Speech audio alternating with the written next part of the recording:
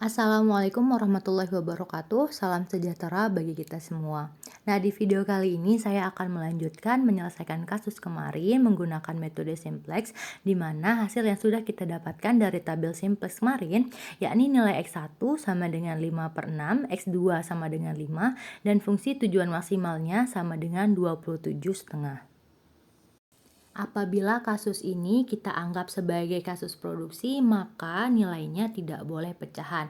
Kita lihat pada nilai X1 nilainya masih pecahan, yakni 5/6, sehingga perlu kita melakukan pembulatan. Baik itu pembulatan ke atas ataupun pembulatan ke bawah.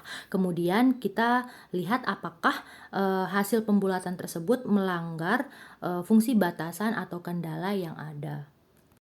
Nah, adapun tahapan dari proses pembulatannya sendiri, kita mulai dari menentukan alternatif pembulatannya. Nah, sebelumnya nilai X1 kita ubah ke dalam bentuk desimal, yakni dari 5/6 diubah menjadi 0,83.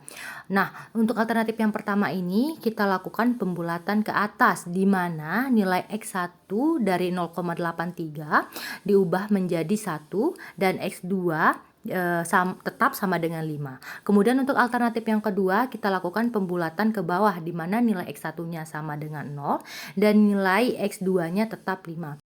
Tahapan selanjutnya yakni melakukan pengujian. Nah, nilai alternatif yang sudah kita dapatkan tadi, kita uji ke dalam fungsi kendala atau batasan, di mana caranya yaitu kita mensubstitusikan nilai X1 dan X2 pada masing-masing alternatif tersebut ke dalam fungsi kendala.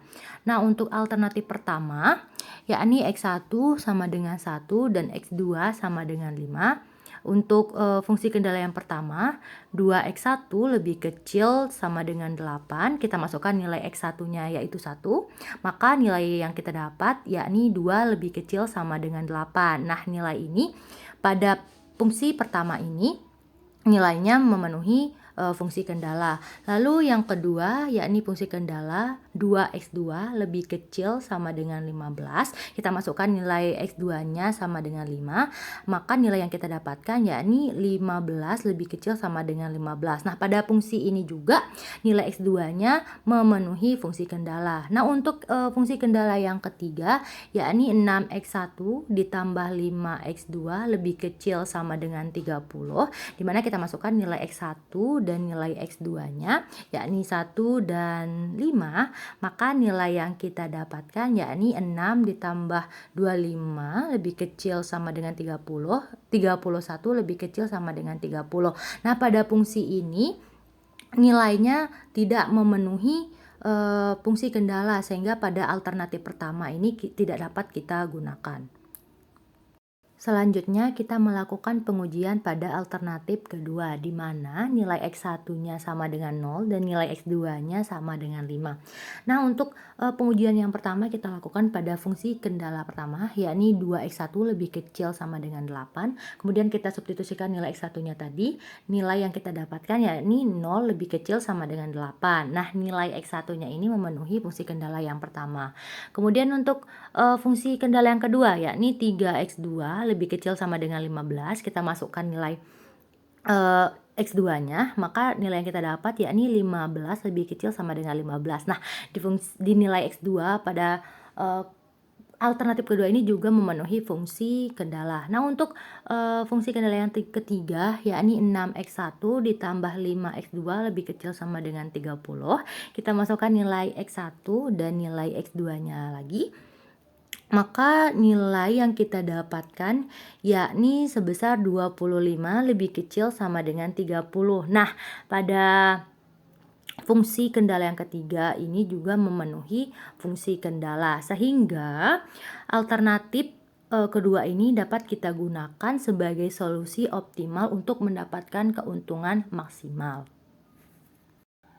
Nah, setelah kita mendapatkan alternatif mana yang akan kita gunakan untuk mendapatkan keuntungan maksimal, yakni alternatif yang kedua dengan nilai X1 sama dengan 0 dan nilai X2 sama dengan 5. Kemudian nilai tersebut kita masukkan ke dalam fungsi tujuannya, yakni 3x1 ditambah 5x2. Setelah kita mensubstitusikan nilai X1 dan X2 ke dalam fungsi tujuan, maka nilai dari fungsi tujuan yang kita dapatkan yakni sebesar 25. Kesimpulan yang dapat kita tarik dari perhitungan yang sudah kita lakukan tadi, yakni apabila kita memproduksi mesin X1 sebanyak 0 dan mesin X2 sebanyak 5, maka keuntungan maksimum yang akan kita dapatkan yakni sebesar 25.